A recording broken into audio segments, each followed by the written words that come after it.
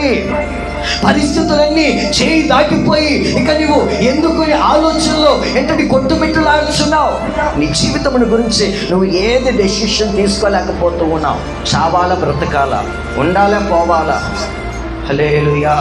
ఏంటండి ఆలోచనలు ఏంటంటే అనేకములుగా నీ తలంపులకి వచ్చి ఉన్నాయి. ఎప్పుడు నేను అంటాను, నీ ఆలోచనలు పక్కన పెట్టి దేవుని ఆలోచనలు అనుసరించు.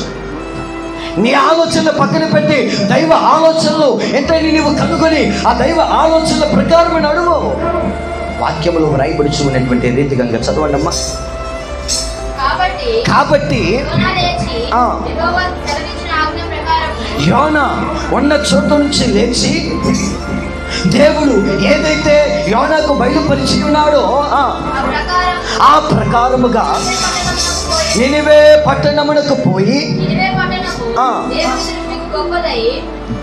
జాగ్రత్తగా గమనిస్తే మొదటిగా నినివే పట్టణమట దేవుని దృష్టికి గొప్పదట.